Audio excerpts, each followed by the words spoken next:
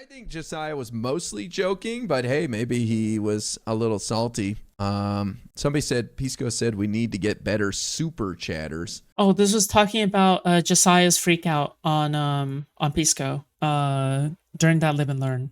Basically Pisco said some very tone deaf things, okay? Even though like it's clear that Pisco was just joking, hopefully, Pisco went way too hard on Josiah, and Josiah did not like that. Like he took it and said like, yo, dude, I'm like sick and tired of your attitude. Like that's the way that I kind of interpreted it, but yeah. Said that pissed off Josiah. You're autistic if you can't tell Josiah was mad. Yeah, I think Josiah was legitimately mad. But it was being tongue in cheek when he said it, but I don't know if Josiah's responding in earnest there. Okay, interesting. I know nothing about it aside from this. I do think that Pisco does absorb what is said about him in Destiny subreddit or DGG, and does affect how he speaks about them things before. Like he will. This isn't a shot at Pisco, but I will notice sometimes he'll come back and say, "I need to overcorrect," and like. Wait, does Ira just have autism? I don't know. Like he didn't tell he didn't tell that like Josiah was like unironically bothered by that. Like I don't know, man. Like it seems like Josiah was like legitimately not happy about that. Let you guys know, like I'm much more liberal pilled than you think I am. He's yeah, I don't know. He's very audience captured, I guess is what that would be. No, I know what you're trying to do here, but I will say what? Me? I'm just asking questions, as they say. I think it's tough not to be influenced by such a big community as Destiny's, and especially when you feel you see eye to eye with most of them, it's tough to be on the I don't even know how big Destiny's community is. Is it even that big? I don't even know. The other end of criticism. I mean, you've had your moments, I'm sure, where people turned on you in that subreddit. It doesn't feel good. What? The subreddit? What? I have no idea what you're talking about. That's crazy. Crazy if true. Turning on me? I can't remember the last time that's happened. Never. You haven't always been DGG's perfect little angel, Dan. I'm being heavily sarcastic. Every day it is it's a thing. But that's fine. How's the show going in general? How are you feeling about it at this point? I live and learn. I'm not as much of a watcher. I should be. I've been kind of busy, but how are you feeling about it? I think it's fine. I don't mind the bringing up Hassan or the fighting about Destiny or any of that, because it's good marketing. I mean, you get clips, and the whole point of me being on there is to market, basically. So it's been good for me. I've had plenty of people come by and be like, I saw you on Live and Learn. I'm here to hang out now. So it's good for me. So let me ask you this. So I am going to I messaged Hutch, and I think I'm the last one. Huh? Well, maybe besides Mr. Mooten, the new politics guy, who hasn't argued with Hutch. So I'm going to try and argue with him, but I'm not entirely sure. He's Wait. Hutch is gonna argue with who now? Am I missing what is he? What's his whole deal? Is he just like super like copium pilled? Is that what it is? Because I am. Yes. I'm the furthest away from copium that there is. I'm pure. Everything is like, Democrats need to be full Roger Stone across the board. Is that accurate? Or what? Well, you'll definitely have a spirited conversation with him then. I think Hutch believes in the system, which I do as well. I don't think him and I are different in that regard. He seems to think that leftists and problems within the Democratic Party are much bigger than I do. I don't look at people like Hassan and go, we got to deal with that. I go, that guy's annoying and cringe. I'm going to agree with that. Wait, hold on. Hold on. What am I going to disagree with him? Okay, yes, leftists are definitely a problem, but what else? But a problem to the point that the Democratic Party should do something about it. Like, I don't think they should expend any energy on these clowns, either trying to win them over or fighting with them. Oh no, winning them over? No, absolutely not. But like spending any time with them? No, also not, right? Well, but I mean, it's a valid question, because like Gavin Newsom is supposedly going to go on Hassan's stream, right? So like these people have influence, and they do represent our side in many people's eyes. Is that actually happening? Like, as far as I know, that was just like a comment that probably Gavin had to make at the time. Like he couldn't say, oh, I'm not sure who that is. He probably, oh yeah, I'll think about it or whatever. Well, he seems interested in going on. Confirmed. He went on that Adam Friedland show, so I feel like he's open to places that might be a little hostile. Though that was pretty friendly. I watched some of his, pretty boring. But I don't know. I don't think he'd be against going on there. I don't think Hassan. He is not going down with a like Dodge. A boogeyman outside of certain circles on the internet. Most people look at him as just some good-looking dude who's got some, questionable takes once in a while, but he's just an edgelord. that describes so many people online. Yeah, but I mean, they don't know about all the bad stuff. They just see the good stuff, right? But I don't know what else. I feel like you and Hutch would get along pretty well. But that's I would say a major difference in Hutch. I mean, he would, if it not for the fact that that Dan has not voted in the last 2 presidential elections. in Florida. I have to find what I disagree with him on, because I want to fight with him on something. It'll be interesting. So does he think that, like, for instance, remember when I told you the first thing Democrats should be doing is like getting Puerto Rico and DC as states, appointing 600 Democratic judges and all that shit? Is he against that? I don't think he's against that. He's just pragmatic, where he's like, that's not going to happen, so why waste your time thinking about it? Oh, okay. Well, that's what I think too. Well, yeah. Well, that's because the current Democrats have nothing in them to get anything done. They're just pathetic, you know? Pathetic. Chuck Schumer, Hakeem Jeffries, wet noodles. Pathetic. Have you ever seen it's a cat, and it says, it's a meme image, and it says pathetic, and it's a cat looking down disapprovingly at you. I'll try to find it for you. I don't think I've seen that one before. All right, I'm gonna look for it. It's a classic. I just wish people would focus on some real attainable goals, because adding Puerto Rico and DC as states is not realistic. But if you want to fight, Hutch would have to want to not stream in Twitch for Dan to come on. I think that he's probably willing to do that. Like, if Destiny says yes, then like, who is Dan to say no, right?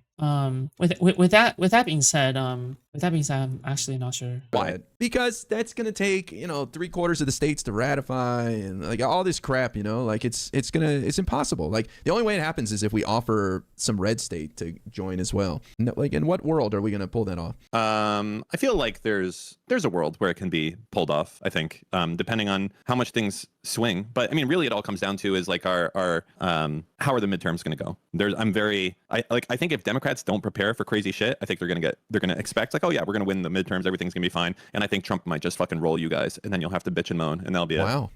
No, I think the midterms are in the bag. It's just a matter of counting the votes at this point. More Democrats came out for the Democratic primary in Texas than this is like or not the Russian thing, the Soviet thing. It doesn't matter. How does it go? You tell me that very famous thing about the vote counters. I really dislike how optimistic these people are about the midterms. I don't like that. The reason why when Destiny talks about being optimistic for the midterms and I'm not worrying about that is because Destiny does spends plenty of time talking about how Republicans are trying to sabotage the democratic process, and we need to do something much more serious about the Republicans than just simply passing reforms. That's why I feel happier about Destiny talking about the midterms like that, right? But when other people talk about getting the midterms in the bag, the reason why that's different is because it feels like it's hubris. It feels like it's hubris.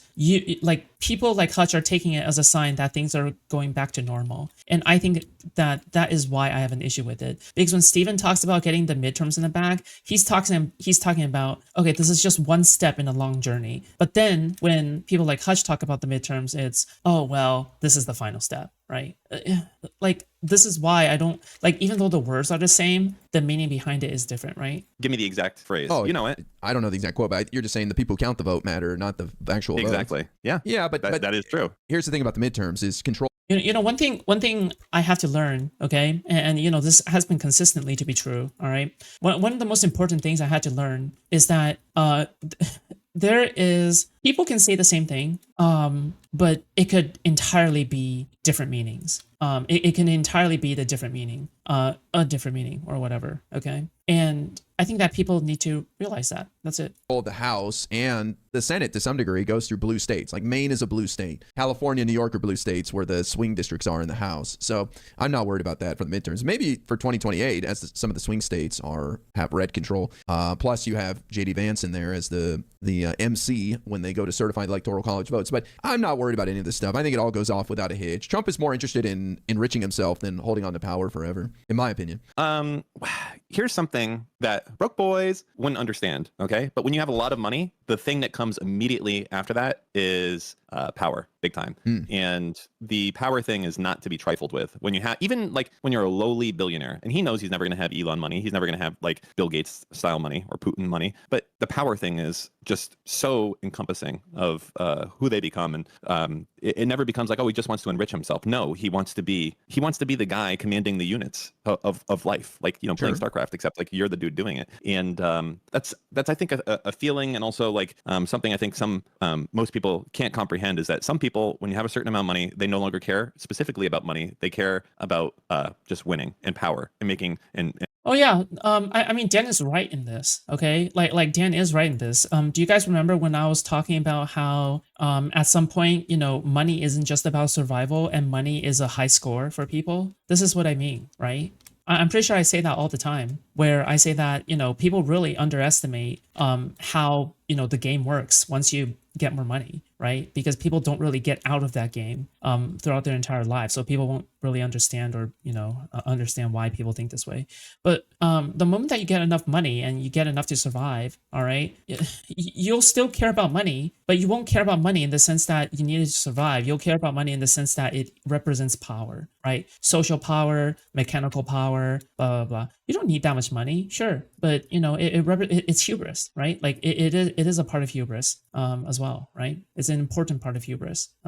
Anyway. And putting their weight on everyone else and being called the king, and that's it. So you can't reason with anything like that. Money, there's nothing else to get besides that. There is nothing else. They're not being a tyrannical maniac king so that they can get more money. They're being a tyrannical maniacal king because that's what they want to do. That is the last goal that they have. There is nothing else besides that. Yeah, I mean, I definitely think Trump wants to rule the world. I just don't think he has the energy to do it, and he's doubled his net worth in the last year. So that's why I think, okay, he's focused on just making money. Like, I think Saudi Arabia probably paid him to start this war with Iran, stuff like that. I don't think he's doing it to like rule America. I don't know. It's possible, but he's not really taking steps to do that because his time is limited, right? This guy is sundowning and seems like he's out of it all the time, and he's not setting up the next person. He's not like grooming a successor at this point, so it doesn't seem like he's holding on. Yeah. So what does that? Well, I mean, what does that tell you? That's a little bit scary, right? To not be setting up a successor, right? Well, it tells me that he's not planning on being in power for very long. What? Because he can't. Okay, wait. Are we talking about Trump here? Like Trump? We're talking about Trump here, right?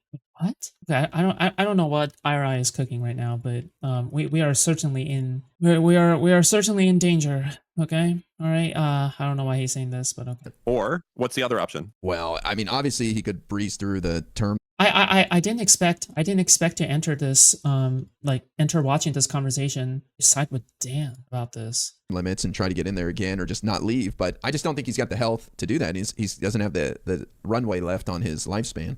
That also, not only that, this is a moot point, right? And I think that this is a naive point as well. Sure, Trump doesn't care beyond like his own life. Okay, he doesn't care about anybody beyond his own life. But there are plenty of people in government right now who are beside Trump, who are planning for the long term. They're planning beyond Trump. They're planning for things to happen beyond Trump. Okay, so the idea that Trump himself doesn't care is irrelevant to the entire thing. There are plenty of architects of fascism right now in the government, like doing governmental roles and trying to weaken the democracy from within. Okay, so Trump himself trying to do things is irrelevant. It's irrelevant. Okay, J.D. Vance and Stephen Miller is already doing a pretty good job of doing that. Okay, that part is the only thankful saving grace that I would agree with you on. But that said, some of these evil motherfuckers can live a long time. Sure. Like he doesn't drink or smoke. Everything else. Yeah, and how old is he right now? He's not even 80. In his 80s? 80 in June. He's holding these people accountable. Yeah, but I don't even know if Dan is like. Does Dan actually hate Trump that much? I don't fucking know. Okay, I really don't even know. Yeah. I mean, let's be real. 85 is like the age that if you're wealthy, you can usually live to. Seems like that's probably the top. Yeah. No, I wouldn't say that's the top. I would say that's like the median if you have money. Now, if you're a broke boy, you're probably going to be dying you could be in your 70s, I would say. But if you're some unfortunate people die in their 60s. Okay. I mean, it's unfortunate, but that's just. I mean, you can die as early as your 50s, if anything, because of insert chronic condition here. Okay. If you have money, I would say 85 is the midpoint of like your life expectancy. If you're just like kind of if you have money, because it means you can get good health care, you can get seen more often, et cetera, et cetera. Sure. So sure. like you might you have wealthy grandparents. They might. Dan dislikes Trump because it's disruptive to the market, aka messing with his bag. I don't know about that.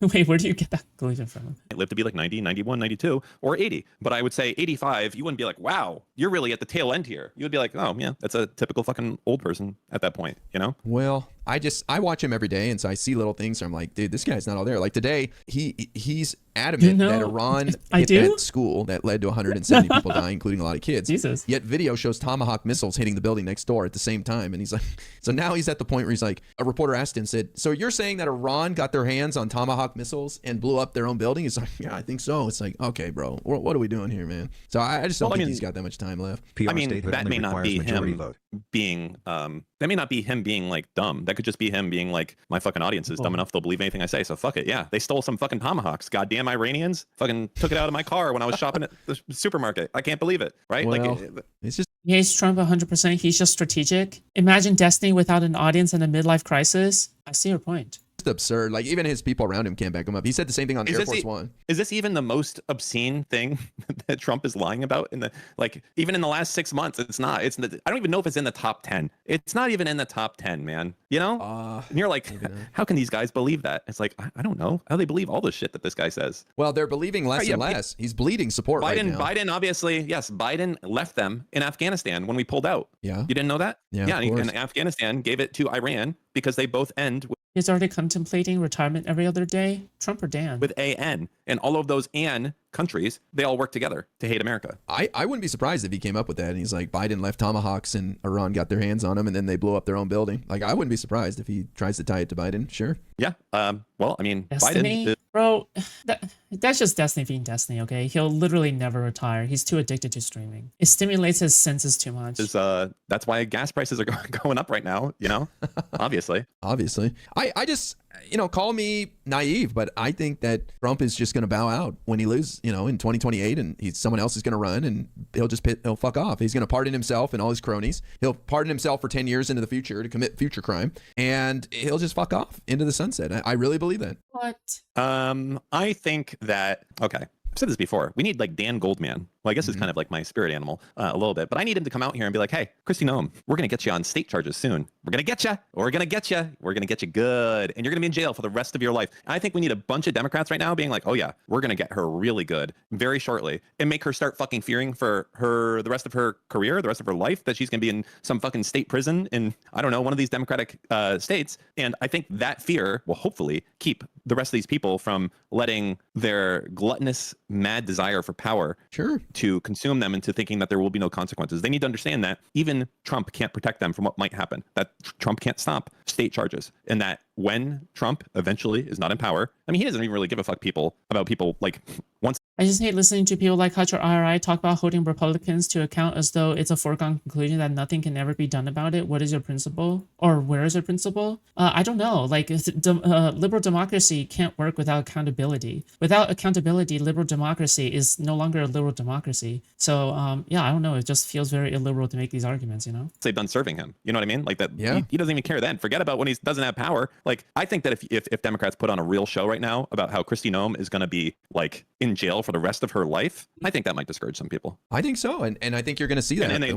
I hope so. Well, I don't think we will. Well, but this is why I think we will, because what people are missing is that when Democrats take over the House, which they're like 90% guaranteed to do so in the midterms, they will open investigations, and the House is very powerful when their oversight power is used correctly. Republicans have been dicking around, wasting it on investigating Biden and the crime family and the Epstein files bullshit, but they're not serious. But they can do some really hard-hitting oversight and investigations that expose some gnarly stuff and hold some people accountable and say, okay, here's the case, and we're going to prosecute you when we're done. So I just think what people are missing is the power of controlling the House and the oversight and investigations they can do, and how much impact that'll have on winning people back and restoring their faith in the system. Because a lot of people haven't seen the Democrats in control of the House when Trump's in power since 2019, 2020, and then we had the pandemic to deal with. So they can't really imagine what it's going to be like when Democrats control the House and possibly even the Senate next year. Sure. Yes. But the thing is, Democrats don't need the Senate or the House right now to actually start scaring the shit out of Republicans. I think they do. Like, here, no. That's, dude, I don't know why IRI is saying this. Fuck, he can't be this naive, right? Like, this feels very naive. But IRI shouldn't be naive. He's like a political veteran. Like he is the veteran of politics. All right. But this all just feels extremely, extremely naive. They don't. And here's the logic that I would give to you. Yeah. I think I probably said this on one of your shows before, but there's the quote: if you give me 6 lines written by the hand of the most honest of men, I will find something in them which will hang them, which was done by a French cardinal. And the idea is that, like, essentially you can always find someone, like something that someone's done to fuck them over. All of these federal officials have gone through Democratic states and they've jaywalked, or they've done this, that, or the other thing, or they've told a lie while they're on the phone. And essentially, these are all potentially, right, state state crimes. Oh, that's that's state wire fraud or whatever the equivalent there. And I think that what Democrats should be doing right now is going balls to the wall on people like Kristi Noem today, right now, finding charges that they can do, and literally seeing how just incompetent and powerless Trump is to stop them. And honestly, will he stop them? Probably not really. He doesn't give a fuck about Kristi Noem. She's out. And I think everyone else looking in, seeing Kristi Noem literally getting, who knows how many years in prison for whatever crime that she did commit, right? That technically she did commit, but I don't know. I think it's good. I think that if she was jaywalking, they should get the max fine, which is probably like a year in prison or something. Who the fuck knows? But yeah, that should be the case. And I think that should be done today, that type of shit. I think you will see some stuff like that. I think you will. No, but I mean, I think they should start now. Yeah, but we don't have to wait for midterms. Sure. I'm sure there are people thinking about what they can do, but she's from a red state. Who knows? Maybe she has some business dealings in some blue states, and maybe some corruption will be revealed. I don't know. But I think it's really going to take investigations by the Democrats, scaring the hell out of people with contempt of Congress charges, like they put what's his name, Bannon in prison for a little bit. So stuff like that will be what's required to actually have some movement there. But yeah, I wouldn't be surprised if there's some state charges against people like Kristi Noem in the next year. Who knows? I think that would be that type of thing right now, though, would greatly stop future abuses. And it's probably one of the only initial guardrails we can do for the next year, which I think is important. I don't think we just sit on our dick, so to speak, until November, right? Can we do something until then? And what's going on? Why am I supporting Dan in all of this? The order of the world is getting fucked, man. The order of things in this world is getting fucked. I'm telling you, it's over. We kind of do. We should. I can make an argument why, because we've been winning so handedly and doing so well. Why screw it up? If this is winning, I don't want to know what losing feels like. What do you mean? We've been dominating in the elections. Bro, Trump is molesting the country right now. You're getting fondled in real time by Trump. I didn't just hear that, did I? And you're like, oh, we're winning something until then. And I think we kind of do. We should. I can make an argument why, because we've been winning so handedly and doing so well. Why screw it up? If this is winning, I don't want to know what losing feels like. What do you mean? We've been dominating in the elections. Bro, Trump is molesting the country right now. You're getting fondled in real time by nothing we can do about it. With that attitude, no wonder Trump won the last election. Trump, and you're like, oh, we're winning so big right now. And I'm like, I don't feel like I'm winning. I feel like Trump has his hand down my pants and I can't even say stop, right? There's nothing you can do about that. The elections have consequences. You cannot. Your entire audience is a bunch of politically engaged people, right? I feel like this is the last thing you should be saying to them. Using his power to do what he wants. We cannot stop that. Can't stop it. But we can get out of his way and let him be his own worst enemy, has worked so far.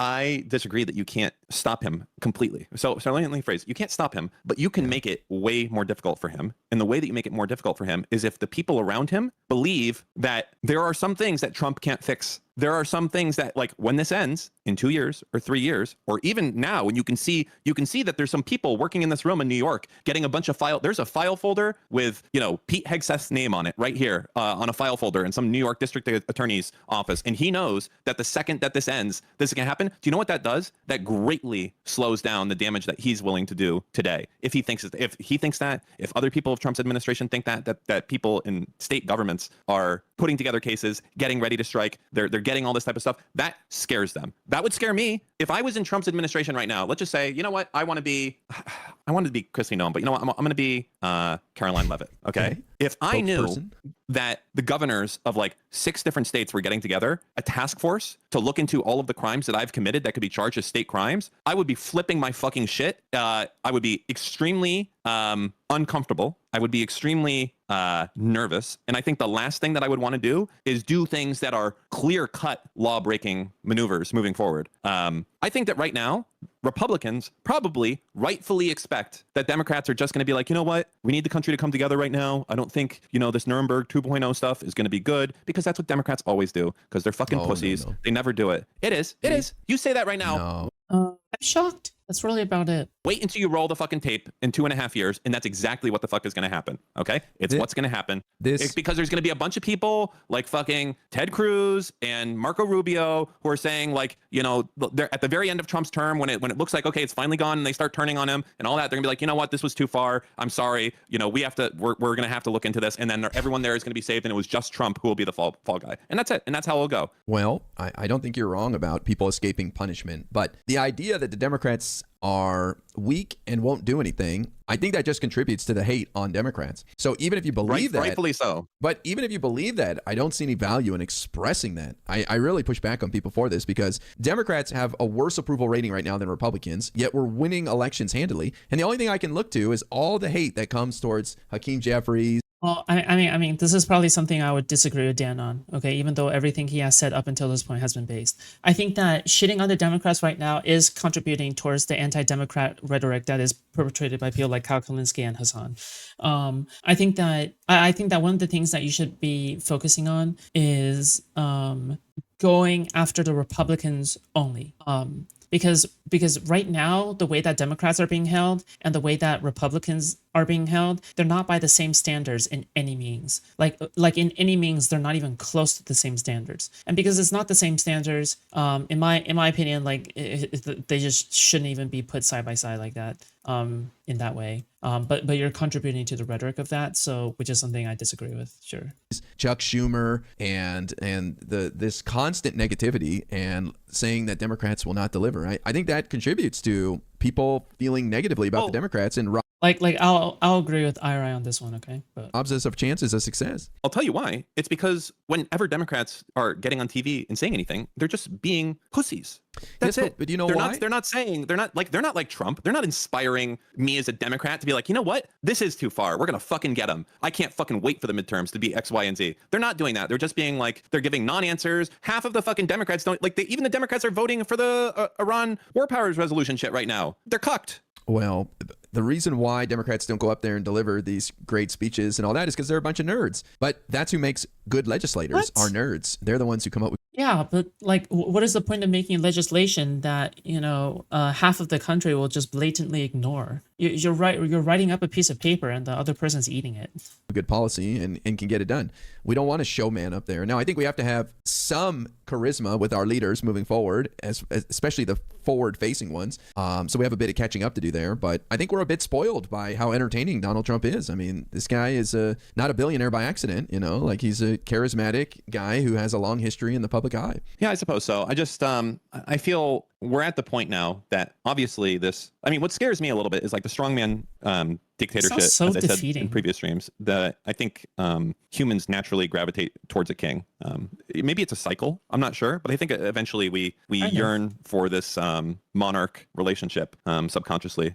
We see slow progress that's inherent with democracy as people need to get along and things like that. And then you look at the strongman who can just come in and say, you know what, fuck it, we're going to have more airports tomorrow. And they look at that and they want that, and then they realize, oh, this is actually bad. And then I mean, isn't this the kind of weak men create bad times create strong men create good times, and good times create weak men? Like, it's literally that meme, isn't it? Oh Lord. Everything, it's like, it literally is like a cycle, and then it goes the other way, right? The thing that's scary is the idea of I would be also equally worried about the idea of a leftist version of Trump coming into power. That would be also pretty scary, I think. Well, but you kind of hit the nail on the head. The reason why people are so vulnerable to somebody like Trump coming along and a king is because our democracy works very slowly, and our Congress has failed to solve problems because it's just lunatics getting sent there who don't want to compromise and don't want to get anything done. So when we have 30-year-old laws for immigration not able to handle a surge of people from Venezuela at the border, that's because our laws suck. So what I'm saying is I think Democrats have got the note, they got the message, and they're going to hit the ground running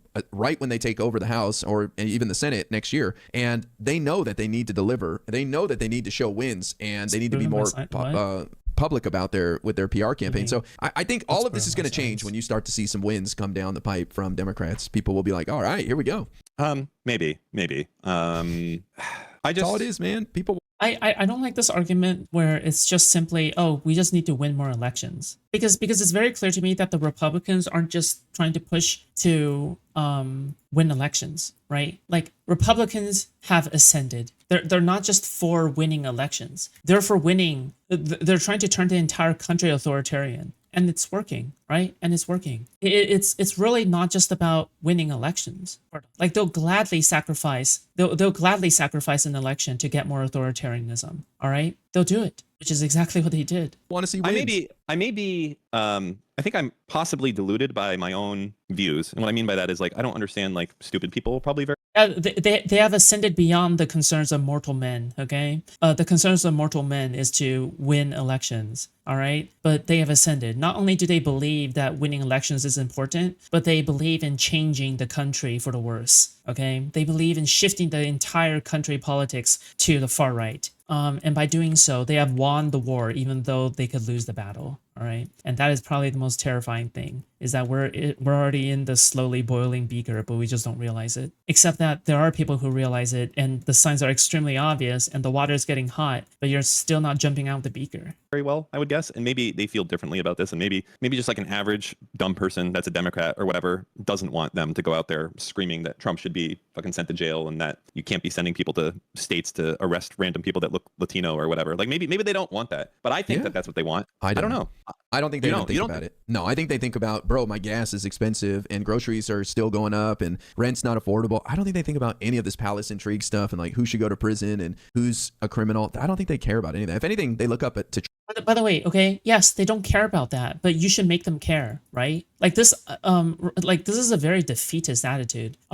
Yeah, sure. I mean, you can argue that, yeah, they don't care about this, but like, shouldn't they care about it? Like, isn't it a good thing if they care about it? Or like, do you think like there's nothing we can do? We can't, like, they can't care about it because the people don't care about it or whatever. Like, yeah, I don't know. It just seems like a really silly thing, isn't it? Trump as like a billionaire, as a successful guy, like, damn, he's fucking awesome. But yeah, he's kind of old and hiding the Epstein files, but they just want to make more money, man. I feel like 90% of Americans are just focused on making money. Oh no, come on, dude. It's clearly not just about making money, right? Do you think like Stephen Miller and JD Vance is just simply about making money? Because I would say it's like the opposite, right? Like I feel like they would be squandering future business opportunities, if anything, by doing the things that they're doing, right? Who the fuck wants to be associated with JD Vance and Stephen Miller business-wise, right? They do this shit because they genuinely are ideologues, okay? It's because they genuinely are right-wing accelerationists. They want the country to fail as fast as possible, just like the lefties, okay? So then they can enact their own version of fascism, right? They're right-wing accelerationists. I mean, They're like right-wing tankies. I think that's true. And they read theory. They literally read theory too. Very self-centered people. No real thinking beyond house value go up, rent price go down, stock portfolio go up. In general, young people, college students, educated people, like they don't matter for the most. Also, not only that, like what a defeatist attitude as well. Like even Trump had more, gusto when it came to this period of politics. Just a reminder that Trump held rallies outside of election season. And he held rallies during Biden's presidency to keep the hype going. All right. Do you know who also held rallies outside of election seasons and when you're not even in power? Hitler. Hitler also held rallies outside of election seasons, outside of him being in power. All right. Why do you think he did that? You know, that should be a question you should be asking. Why do you think he did that? Why do you think he held rallies outside of election season and shit? Right. Most part, like the younger one, they don't vote, so fuck them. Right. Careful. And like as a group, I guess you could say, like anyone under 25, maybe. Like your effort is not spent. All politicians do that? Actually, no. Not best spent targeting or. Where's my Kamala Harris and Joe Biden rallies outside of election season? Dealing with those people at all. Like you're probably like 10 times, like if you could talk with 1,000 25-year-olds or 100 70-year-olds, it's like probably so much better to go talk to those 70-year-olds. You might win some of them over. You might like make some fucking stands for the rest of your life. Edna is going to be ride or die for fucking IRI until the day she dies, literally, which could be before the election. We don't know, but still. She'll go around the nursing home and recruit a bunch of people because she's got nothing else to do. Yeah, but that's why you focus on older people issues and not younger people stuff, which is frustrating for young people because then they don't feel heard and they feel that the system sucks. You know, there's an interesting story I want to tell you, and it's about, I think, the power of that politicians have when it seems like they care about an issue, at least, and they directly interact with you, and it's incredibly powerful. And I know someone that it was affected by something called the Windfall Act, and the Windfall Act was essentially if you spent your whole life working for a state government facility, meaning like let's say you're in Nebraska and you spend your whole life working for the Nebraska prison, whatever, right? right? And you've been paying into the Nebraska pensioners thing your entire life. Now, the way this works is that when states have this thing that if you pay into a state retirement plan, you do not, they don't tax you on Social Security anymore, because they're like, you're paying to the state retirement thing, so your earnings are not going to be taxed at all. Like, you literally will go work and there will be no Social Security earnings taken out at all of your paycheck. Okay. And what happened is that there was people that would work for like 10, 20 years in normal jobs. We had no Keynes protests. They have events. Events and protests are not the same, even remotely, as rallies. Like, I'm sorry, it's just not. That's just not the case. And fully entitled to Social Security, and then they would switch to a state job. I wish and they would go work at that state though. job for 30 years, right? For 30 years or 40 years, and earn a full ass retirement. And there was this law. Break the kayfabe. The fuck? What kayfabe? What? In the law, it was called, I think it was called the Windfall Elimination Act. The Windfall. Well, that's the one that got rid of it. But essentially, there was a law that was put in place a while back that says that if you have a state retirement, you cannot get Social Security, even if you've already paid into it, right? Remember, you worked and paid into Social Security for 20 years. You're entitled to it. But because of this law, you don't get it because you also have a state retirement. So anyways, I thought it was bullshit. And there was a act that passed, actually one of the last things that passed under Biden, I believe, the Windfall Elimination Act. And I thought it was important that it got passed because I thought it was stupid. So I called into the Republican from Louisiana's, I think was the guy who made the bill. Okay. I think a congressman, not a senator, but I called into his office and I was just expecting to talk to some fucking, some IRI, to be frank, that was going to answer the phone. Intern. Yeah, exactly. Working for the guy and gonna, be like, yeah, okay, well, I'll make sure that the congressman gets your message. But the fucking congressman answered the phone and he talked to me for 20 minutes about this bill, the likelihood of it passing, what the plans were if it didn't pass, and what the struggles might be along the way. And I swear to God, in that moment, just the fact that this guy actually seemed to give a shit about the issue, because even though I came in there and said I'm a Democrat and I don't live in your state, and the fact that he was willing to talk to me is such a super empowering. It almost made me want to move to that state and that guy's district and vote for him. Just the fact that he talked to you and said that he cared about the issue that you're calling into. Of course I didn't, because I'm not a Republican, I'm not psychotic, but that's still it's an incredibly powerful thing when these people have a personal relationship. And the reason I'm bringing this up is I feel that right now Democrats are completely out of touch, devoid, and share no commonality. This is why a lot of small-time politicians will go out and they'll go out and actually go and canvass. Okay, you would think that, oh well, they're not going to be doing any of the canvassing because they don't need it, blah blah blah blah, right? Well, no, they actually go and actually do the canvassing. Yeah, it's cool, it's neat. With the Democratic voting base, so I don't feel like that touch is present there at all. But the Republicans do this shit all the time, and they'll come out there and I don't want to say physically touch people, but they'll be like, I fucking care about soybean farmers, and for those soybean farmers, it's well, that's it, you got my vote forever. The fact that you mentioned that shit and it seemed like it mattered, and they went there and it was obviously bullshit. We have that with other demographics, but yeah, I mean, that sounds like a great story. It looks like it was Representative Garrett Graves from Louisiana. That's probably the guy you talked to. It's the Social Security Fairness Act of 2023. That's the last thing that got passed. Yeah. Hold on one sec. ASOS, thanks for the 10 subs in Kick, man. Hell yeah. Appreciate that. Hey, that is you're literally stealing my fucking donators right now. No big deal. That's fine. You don't need them. I mean, that's true, but you don't get to the top by giving away your chat husbands and chat wives, sir. Okay. Wow. These are mine. You have to get your own. But anyways, that's fine. That's fine. It's not a big deal. Support me, man. I am. I mean, you are Unk. You're older than me, just to be clear. True. Your Unk status. I watched the video when I was a kid, and you were in the music video. So you are absolutely fucking older than I am, because when that Offspring music video came out, I was... Wait, what? What? How old? A kid, and you were an actor. So you're super Unk status, and you can only carry out this charade of acting. What? Is he is he 60 or some shit? What the fuck?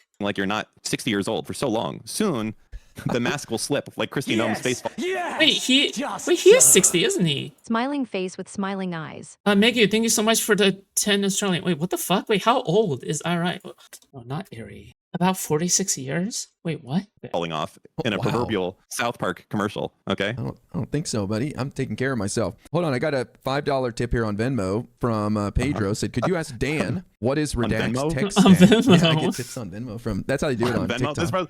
Dude, that's very indicative of how old his audience is. Hold on, I got a Cash App coming in. Sorry for how normie his audience is as well. From Big Booty Latina. Okay. Pedro asks, could you ask Dan what is Redect's tech stack and what he thinks about Flutter? I don't know what any of that means. Is that an inside joke? We're React, Vite, TypeScript, and Electron. There you go. Flutter is Flutter, you know? Flutter. It's a thing. Fluttershy? You wouldn't know. It's from My Little framework, Pony? But I wouldn't expect you to know. If we were talking about C-SPAN stuff, you'd get it. But. So let me give you an example of Biden doing that as Democrat. So there were 6 million people who had their student loans forgiven by Biden, $200 billion worth of student loans. This was after the Supreme Court shot down his big program. Let me stop you right there. Stop you right there. Where did he fuck up? What do you mean? Where did he fuck up young right people. away? Yep, we don't care about them that's the thing. at all. These aren't 20-year-olds. These are They're like going to hate him anyways. Yeah, no, but these are like 35, 40-year-olds. Hold on. Are educated people? Sorry, people that went to college that haven't paid off their degree? You know what that sounds like to me? Liberal arts majors. You know what those are going to be? Communists. Normal Americans. Yep. I hate to say it. You just attempted to make some people like you that will never like you. Okay? He wanted to be successful, he should have. I'm trying to think of a good example. Okay. If he wanted to make a bunch of new friends. Fuck. Wait. Does Dan actually care about politics? Surely so, right? Like, it's very clear to me he cares about politics, but then why doesn't he register to vote then? Like, I'm still bothered by that. I'm sorry if I'm like fixated on that for way too much, okay? But I just don't know. Like, there's no way he was joking. Was he joking about that? Does he register to vote? I don't even know. I don't know. I just don't know. I need the answers. I need answers. IRI is Israeli. OMG, I knew he was suspicious. Yeah, this was GCG communication, okay? He should have, this is a tough one. I feel like I can do it. Hold on, give me a second. I'm thinking. Involving old people? Oh, big time. Something involving old people. I mean, how much difference will one vote make? You know what? If everybody in California had that attitude, California would not be the blue stronghold it is today, okay? People. You know what he should have done? He should have chose one medicine that's for like diabetics and been like, you know what? We're nationalizing this. This one thing, I don't care. And it's free for everyone. That's it. And all the diabetics will be like, this motherfucker, I love this guy. I'm for him forever. I don't know what diabetics take, but like something that always had a copay. Yeah, exactly. Insulin, that's government owned now. He capped it at $35 a month, saving people hundreds of dollars. Free. Okay, here's another one he did. He capped out-of-pocket costs for medicine for people on Medicare to $2,000 a year. That was a big deal for a lot of people. That saved people an average of like $500. That's an extra trip to Vegas. Okay, you only spend $500 on a trip to Vegas. Are you going there to just buy a water bottle? Like, what's going on? So he did do some stuff for old people. He also allowed Medicare to negotiate drug prices for the first time. These are both part of the Inflation Reduction Act, and that helped bring down the cost of prescriptions for old people. So there's a lot of stuff focused on old people, that's for sure. But he needed to do more of that because the thing is, the college stuff was so toxic. It was so toxic for so many people. Even some Democrats felt like it was unfair a little bit. Yeah. And I think that it was such a bad decision to do it. I hate to say it. It was a bad decision to do it. I don't think he should have done it. I think that it made Democrats look only more welfare state type shit. And instead, he should have just done stuff to, honestly, just to keep himself in power or keep other Democrats in power and just do things along those lines by any means possible. Winning is winning. That's all that it is. And keeping Republicans out of office. That's what I'm saying. We're dominating right now in every special election. So whatever we're doing right now is working and resonating with the people. What? Yeah, we win the battle, we lose the war. Next talking point. What? Yeah, we win the battle, we lose the war. Yes. What is wrong with you? Why? Why do you keep repeating this? You sound like elections that are. You sound like Soypill and Pisco when they're like, it's not enough. We need to do more. We need to inspire more people. It's like, dude, we're winning by double digits, man. Like, I wouldn't change a thing right now. You might say, well, that's just because people hate Trump. Well, You know what? I'm looking forward towards the Dan versus Hutch match now, okay? Can't wait when Hutch says, you sound like Foodshops, and then Dan losing his mind. Oh, so what? You use what you got, man. You don't have to set a record. You just got to outrun the other guy. Well, it's not enough just to win in some elections right now. Why? There needs to be a lasting shadow cast on the wall, like a nuclear bomb that went off, being like, this is where the person was standing here and the bomb went off. And look, you can see where this person was standing before they were vaporized. There needs to be that level of political. It's coming. Like the political and legal turmoil for these demons that are doing the things that they're doing right now. It's coming. I'm telling you. So people have lived through 4 years of Trump and then 4 years of Biden. Biden aged very quickly. He was a geriatric candidate. He wasn't like some inspiring, super high energy dude. He was just here to save us from the pandemic and the craziness of Trump. The field of candidates for Democrats in 2028 are just all exciting, younger, and motivated with chock full of ideas. Like Cory Booker, who's I don't think has a great chance, senator from New Jersey, but he's putting forward this idea of no one who makes $75,000 and under will pay any federal tax. So they've got some big ideas to try to win over tons of people right now, and they've got the energy. But people have gotten so used to this Joe Biden Democratic Party that they can't envision a different flavor, but it's coming. Okay. How do you feel about that? The Yang strat? What, just giving people $1,000 a month? Just cheating? Well, no, not that. I like what you're saying right here, like no taxes if you make under 100K. Like this is like the Yang strat, and I don't know how I feel about it in general, because I think that it's scary. Not that like Republicans wouldn't do it. I think that they do try, but I think if done right, I think it's super fucking dangerous. Because I mean, basically what you're saying is like, if I win, everyone is getting a big titty goth girlfriend. Everyone gets that, and a Ferrari. And that's a little scary to have that be your campaign promise. And I think when you say you're not going to get taxed at all if you make less than 100K, it gets a little scary, because all of a sudden that becomes a pretty frisky thing to put out there. I mean, as I said, it's the Andrew Yang thing essentially. 75K, but yeah, it's still pretty high. I don't know if that's household or that's individuals, but still, I think it gets right to the heart of how some people feel. Like, I've been screwed by the system and I'm just a working class person. I just think that those kind of big, bold ideas win people over. And you're not punished if you fail to deliver. We've learned that lesson from Trump. He promised the world grocery store prices would come down, electric bill would be cut in half in a year. He failed miserably on every campaign promise, and he's not being punished for it. He's being punished for his terrible actions that he's taking. But if you promise the world and you try, you will not be punished.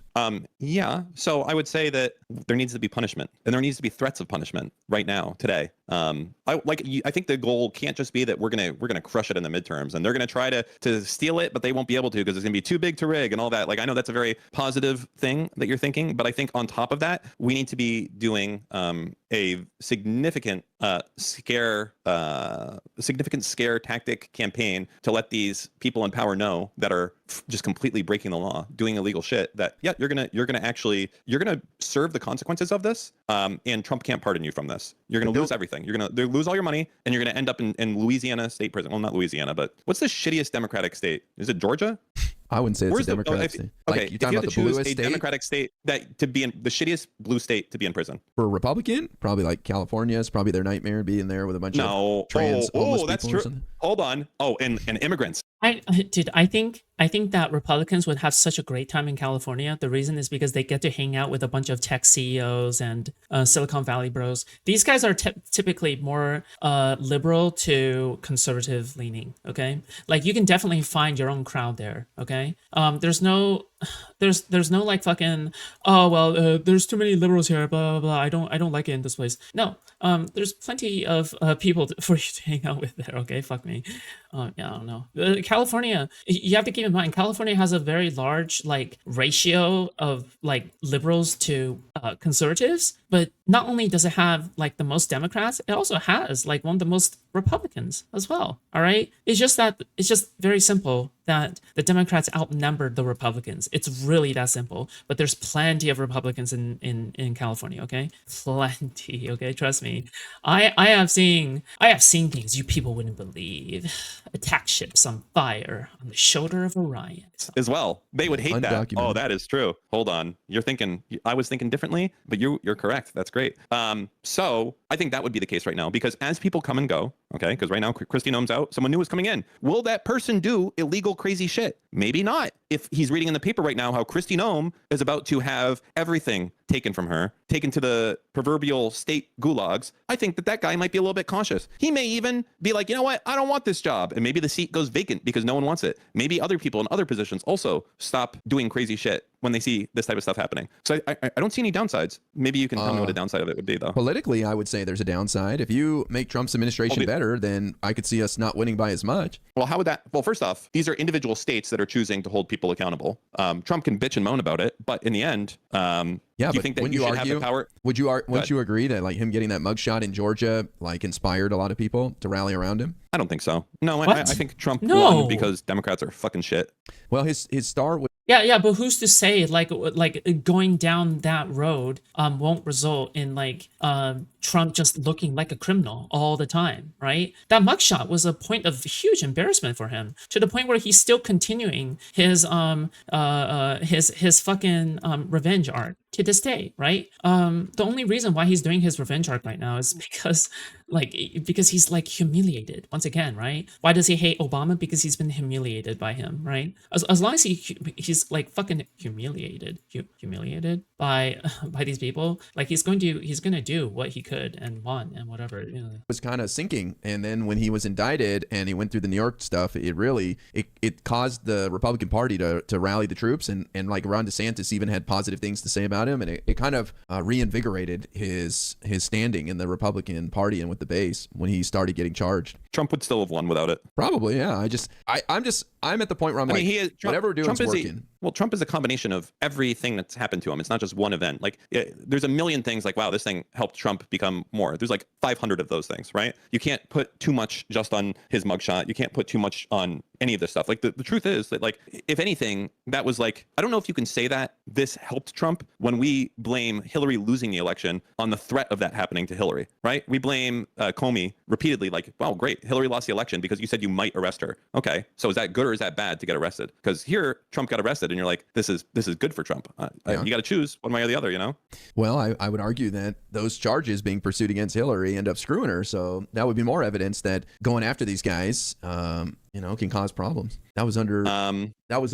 What? No. Wait, what?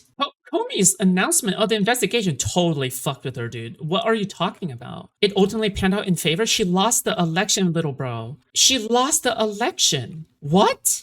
Okay.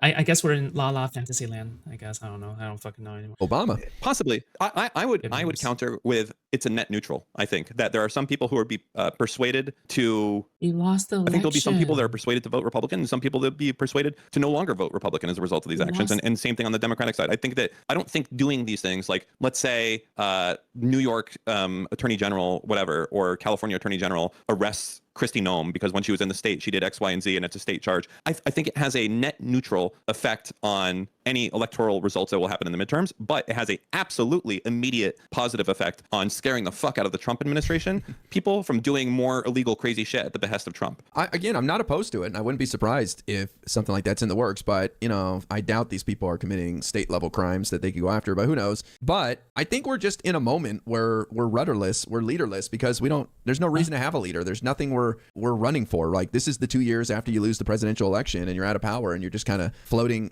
without anything. But as the 2028 election approaches and the Democrats hopefully win in the midterms, you'll start to see some natural leaders rise up and people will be able to coalesce around them and have some real leadership. So, as I've said in previous episodes, I still believe as old racist people still control the Democratic Party and the Republican Party, I still believe that the candidate for whoever is a Democrat needs to be like a sign at a beach in Miami Beach in 1940s. And it basically needs to be like, no Jews, no gays, no cripples. Like it needs to be like the most racist shit possible for who the candidate is. Do you think that is the case as well? Or do you think that we can get by with choosing some of these things and throwing it up on there? Like where I think almost anybody with a D next to their name can win in 28. But I do agree that if our goal is to maximize the chance of winning. Yeah. Okay. I agree that sure. What would be the safest thing? Well, exactly what you described. No Pete Buttigieg, no Kamala Harris, just some random dude like Josh Shapiro. I mean, like, while I agree with this, like the way that we're coming at this is like different, right? Because I'm already like in my mind, I'm like, we shouldn't give an inch to these guys. But at the same time, I want to be able to win the presidential election. So fine, we need like a straight white guy to be like the presidential nomination person, right? Then fine, like he can do all the progressive stuff for us. But like but then the way that Guy Cohen is looking at this, or IRI, okay, the way that he's looking at this is, okay, well, we should do this to maximize the election, but we should also give an inch all the way beyond that as well. Like, no, like you this is like, I'm fine with drawing the line here. I'm not fine with drawing the line anywhere else.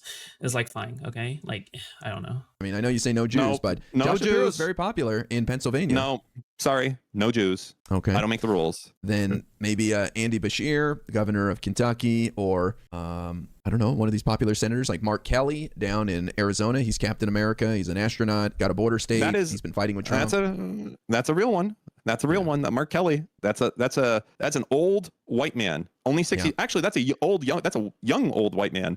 That's very big. Charismatic too. And he looks old too. So the old people. I think this guy needs to get his shit together and tell Newsom to sit the fuck down, and that it's his time right now. I think I've lost a little bit for Newsom. I'll be honest. I was watching his book tour on that Adam Friedland show, and he had some interviews with people like Josiah. No offense to Josiah, but Mockler and Mr. Beat.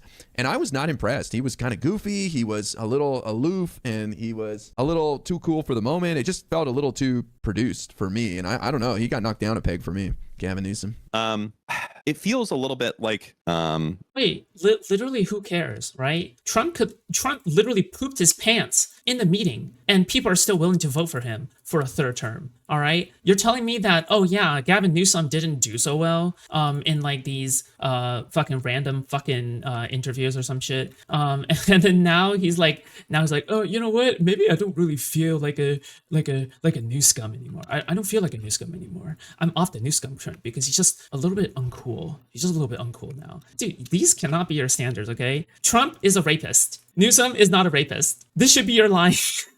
I don't know. Maybe it's like reminiscing. Like I'm thinking about like the olden days, like where we would get like John McCain being like, no, don't say that about Obama. He's an honest man. No, sir. That's not like those days are gone. Newsom's going to do the same fucking shit. Whoever we get is going to do the same shit. And now I'm looking at Mark Kelly and I'm like, he's going to be one of those McCain guys, right? He's going to be at a rally and someone's going to say something and he's going to be like, no, sir. No, sir. Don't say that about my, and it's just, we've moved on. It's not that world anymore. I think he will surprise you. He's not the nicest guy in the world. He's got some venom for what they're doing to him right now, especially Pete Hegseth. He'll call these guys idiots. He'll drop cuss words. Like he's got some fire.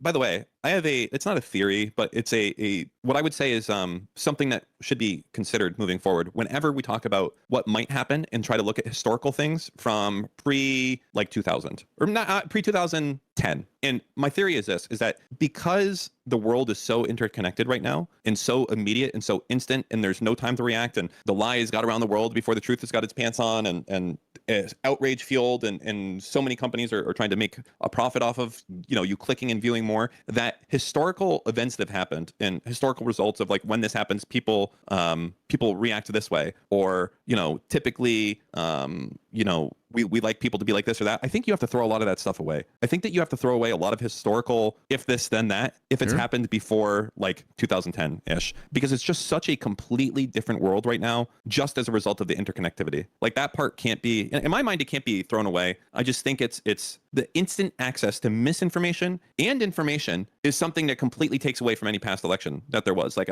you can't look at it the same. You have to start from scratch. You really do. So that's just one thing I would put to you when you're like, because you do your C-SPAN stuff and you're like, well, in the when you were looking here at Bush v. Gore, fuck me, dude. You'll notice that when this happens, that's a thing that you would say. I'm practically speaking your language right now, and you should just stop yourself and be like, oh, this doesn't matter because they didn't have the internet like this today.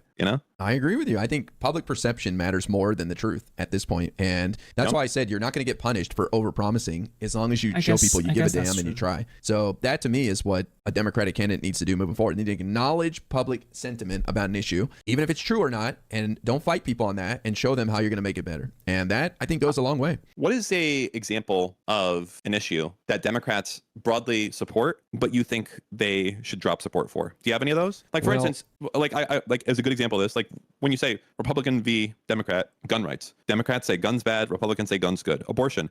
Democrats say abort the babies, Republicans say don't abort the babies. There's these lines in the sand. What are some lines in the sand that you think Democrats could change their views on, or even go more extreme on, that would throw Republicans off base or get us more Republican voters than it would cost us in Democratic voters? Like hypothetically. None, because they're part of a cult. Even if you were to switch to a completely Republican position, MAGA will still reject you because there is no more Republican Party. It's the MAGA Party. All right. We've seen this plenty of times with Republicans who are in every way Republican policy wise, and they still get rejected by every voter who are like potentially Republican, whatever. Right. The reason for that is because they're not MAGA. That's it. Or they're not endorsed directly by the president. Or endorsed directly by Trump. All right. There is no more policy. They don't even care about policy anymore. They just care about Trump. Democrats saying that, we're all in on delusional. guns now. I like that you said draw a line in the sand, because I don't think we need to abandon any issues, but we need to be much more open and clear about where our lines are. So I'll give you abortion, for example. Democrats support Roe v. Wade. They don't support elective abortions anywhere near the due date like the Republicans claim. But we have some bills out there that we've passed to give doctors as much freedom so they don't have to worry about being sued. But we do not support elective abortions anywhere near the due date. So we should go out there and say that. And we should say we want to live in a world where we reduce the number of abortions to as few as possible by giving women as many options and improving people's material conditions, shall we say, so that they can start a family and add to it. So that's one issue. The other one is like trans women in sports. We shouldn't drop trans women in sports, but we should make it more clear what our lines are. So nobody on the left supports a guy identifying as a woman tomorrow and joining the women's boxing league and start fucking them up, at cruiserweight. So we should be clear about this stuff. I might support that because I think that would be very funny to watch. Like, I don't know.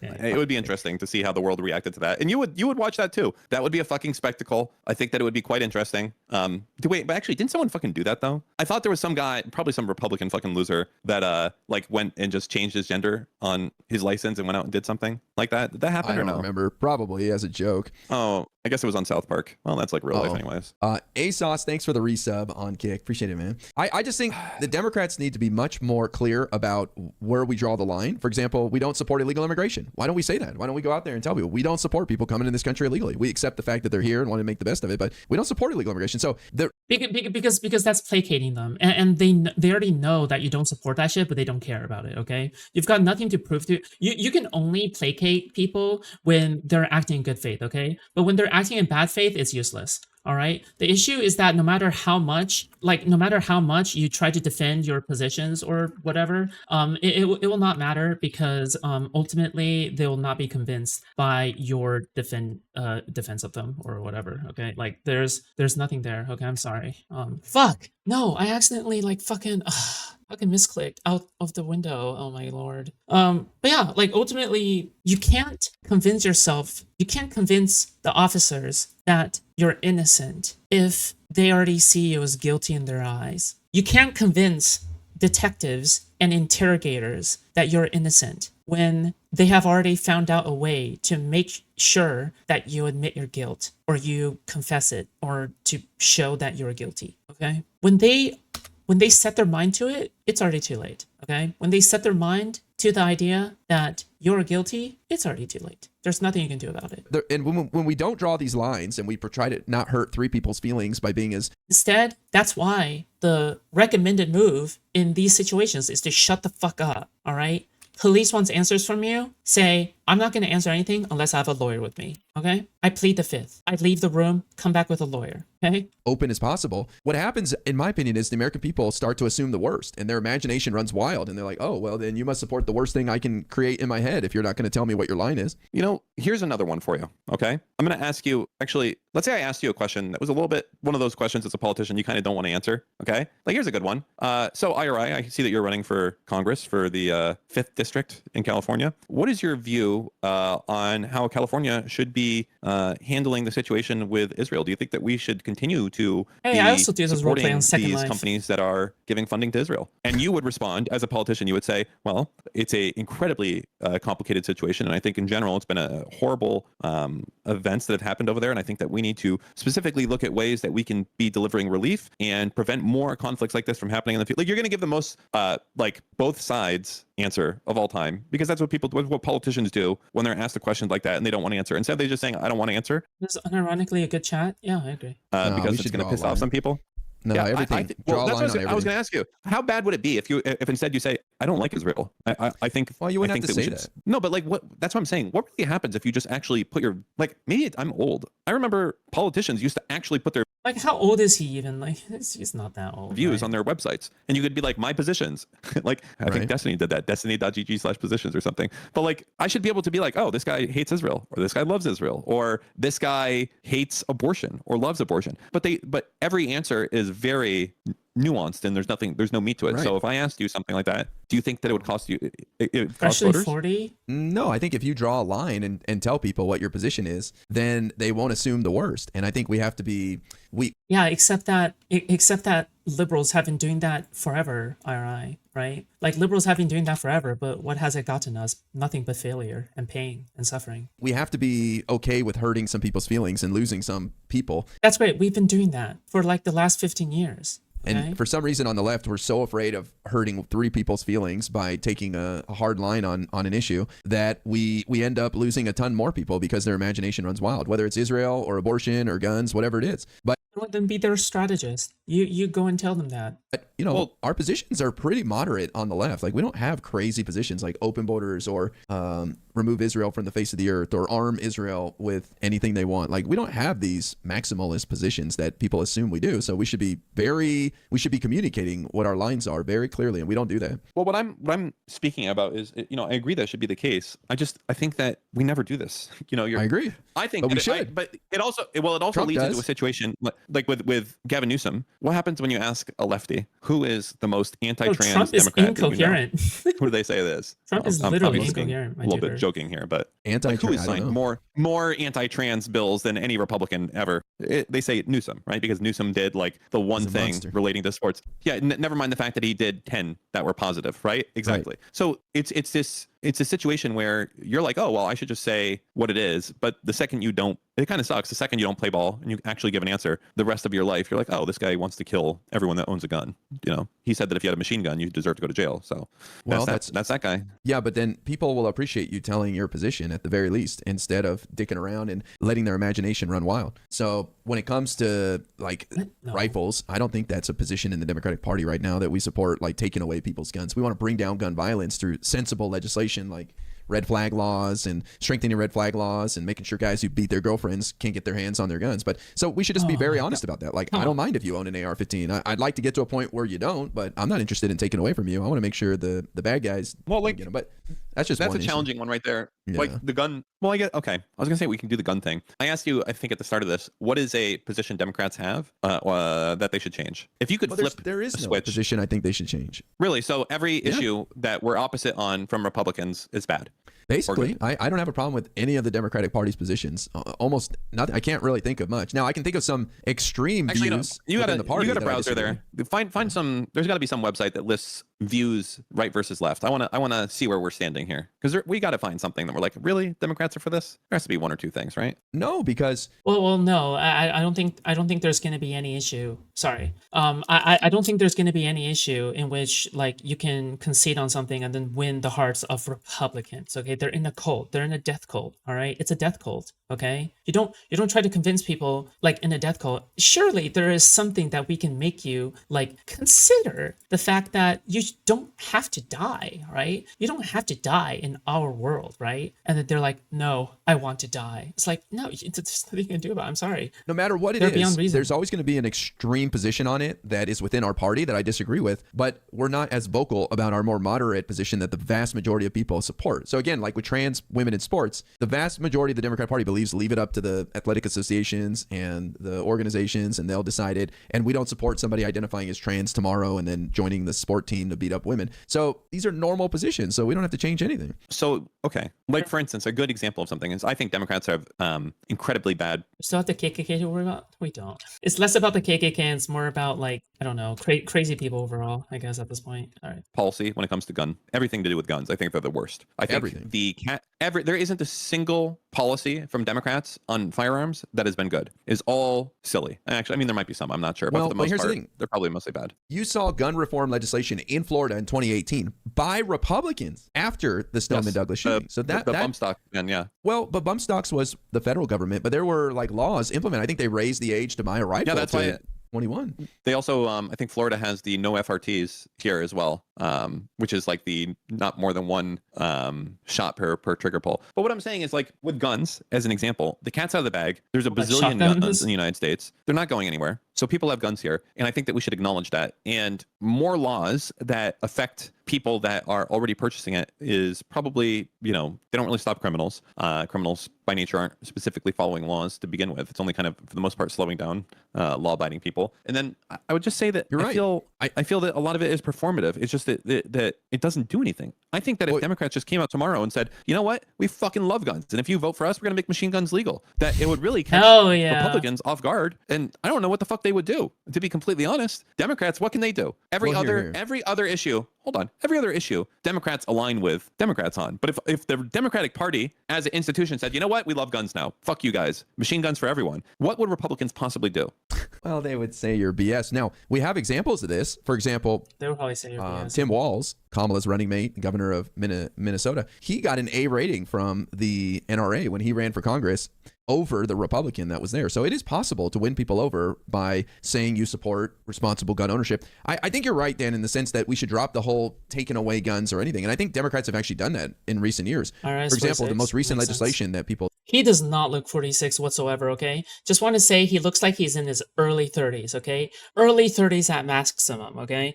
RI looks like he's in his late 20s, early 30s, okay? 46, my ass. This guy's cheating death right now, okay? He is drinking the blood of children. He is harvesting the adrenochrome, okay?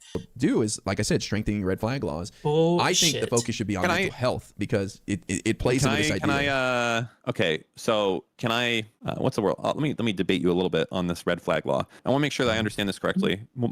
What I think this is, and it might not be this, but it's like if I go and I'm talking to my psychiatrist and I say, you know what, I really feel bad today. I had a dream last night where I went into work and I fucking murdered everyone and it felt good. That you know, and maybe I should do that. The act of saying that would then require the provider to I guess tell the law enforcement or something, and they would come seize your guns. Is that accurate? Something to that effect? It's possible, but basically it means that you can petition the court or like the local sheriff to have someone's guns temporarily taken away, mostly due to domestic violence. But yeah, I think a therapist would have an obligation to tell the police if you said you're considering murder. Sure. So that's not what red flag laws are for. It's more about domestic abusers and violent people temporarily having their guns taken away from them by the courts. Yeah. So I feel like when you have those rules specifically out there, that they only end up getting used. Like Democrats want to take your guns. They're going to label anyone that they don't like as being this vague thing that they might be a harm to someone, and that they're going to take their guns. And that's a scary part of it. And I also on the mental health part, it makes me nervous because I don't like the idea of anything that gets in the way of someone talking to a psychiatrist or a psychologist, especially if someone's on the line, like they're feeling really suicidal or crazy. Sure. And it's like the idea that if I go talk to a psychologist, they might tell the law enforcement and take all my guns and put me on a list and everything. That's a little bit scary. I think that we have to make some sort of mental health things be a safe space for these people to discuss what's going on. And really, like, there already is a mandate. If they say that they're going to kill someone, they're already mandated to go and tell the police that they said this. That's already the law. I don't think that we need to add additional stuff in there that's just going to be used as political fodder from the other side to be like, look, these guys are trying to make it that if you talk to a psychologist, they're going to take your guns. It's right here. We don't need it. So I don't like that. It's already there. We're solving for a problem that doesn't exist. If you go to your psychologist and say you're going to beat the shit and kill your wife, they're already supposed to be calling the police and doing that. Well, look, I don't have a lot of gun debates, so some of this stuff is starting to come back to me. But what I usually tell people is I think it's more of a mental health issue. I think that if we had affordable, accessible mental health care in this country, more people take advantage of it and stop using that tool, a gun, to commit violence, and mostly against themselves. Something like 3/4 of gun violence is of suicide. Well, I don't remember the stats, but there's a lot of gun violence that ends up in suicide. And I also try to focus on veterans when I'm talking to conservatives. So my line, if I were talking to people about gun control, would be to not talk about takeaway guns, not limiting guns, more focused on the mental health aspect of it that leads to people using this tool, because ultimately it is a tool to could do bad things. And I think you get more people on board, and also focusing on gun violence related to accidental shootings of children and suicide. I think if we solve or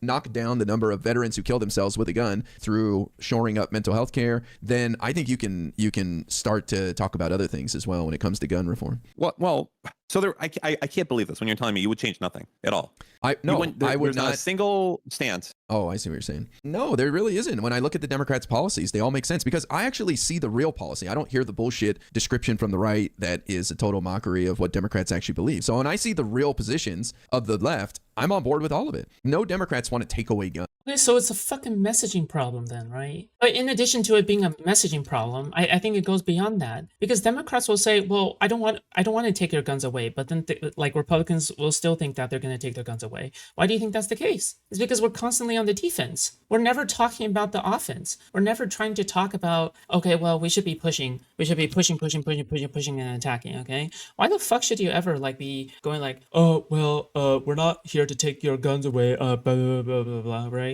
No, it's a waste of time to even address it, because they're not even taking it's not even a misunderstanding. It's deliberate disinformation. That's not a thing. That is definitely a thing. I think that many it's Democrats not a serious position among the Yeah, like again, my issue with IRI's position here, or like the way that he looks at things, is that it's not a misunderstanding; it's a deliberate misframing and a dishonest disinformation campaign. Democratic Party, that is like a fringe element looking to do that, and it's out of desperation to bring down gun violence. I think you go for the source of gun violence, which is the mental health aspect of it. Well, what do you think? I'm trying to think of the other examples of things. What about like funding for maybe extreme crazy stuff, not USAID things, but like the Republican memes of spending $100 million on polar bear research versus that money not being taken in the first place? Do you think, where do you stand on that type of big versus small government? No. When it comes to these like weird experiments, they point out like trans mice and stuff. When you look into it, you see that it's a valid experiment every single time. There's no like we're studying how the color blue makes me feel when I talk to my mom. Like this is serious stuff that is real research. So I don't buy any of that shit. But I think you need to address it. Like Republicans will talk about gay Sesame Street in Iraq was being funded by USAID. We shouldn't just hand wave that. We should actually learn about the program, which I've done, and I can debate people on it. Like, actually, it wasn't what you think it is. But unless I'm misunderstanding your question, are you talking about like funding less things and kind of taking the mantle from the Republicans about being for small government? Sure. Correct. I think you do that by focusing on like bringing down the debt. So let me a better way to phrase this, I think, would be, what issues are we ignoring right now that the Republicans are talking about that we shouldn't? So one is the debt. The debt doesn't matter, right? It doesn't affect our lives in any way. Who gives a shit? We're spending $1 trillion on interest. Doesn't mean anything. But what are we missing out on spending money on because of the debt? And most Americans do sit around and like when they hear about the debt, they get frustrated thinking it's like, oh shit, if I had that much credit card debt, I'd be in trouble. So we shouldn't just hand wave it and dismiss it. We should get in front of it and talk about it. Okay. So the reason I bring this up is that I've been working on a thesis that they're right now, essentially Republicans and Democrats are shoehorned into these issues because there isn't a third party. And if there was a third party, and what would be, okay, as an example, if you are for gun rights, it's more likely that you're also going to be for these other things. So the idea is, if you were to create a third party that has the maximum reach of voters that you could possibly get, what would it be? And I've looked into this a little bit, and let me read to you what it seems to be and tell me if you disagree with any of this. It would be guns on gun laws. It would be pro-Second Amendment and gun ownership, okay? With the only stipulation being support for essentially, I think, what you would call red flag laws and background checks. That's it. But essentially, any form of ban, any form of like, you can't have a magazine with more than 10 bullets, all that shit goes away. Abortion, legal, probably what I would guess you would. Okay, that's enough. Okay, I'm done streaming. Fuck this. Okay. All right, love you guys. Good night. Thank you guys so much for watching. And I'll talk to you guys another time, okay? I love you guys. All right, bye.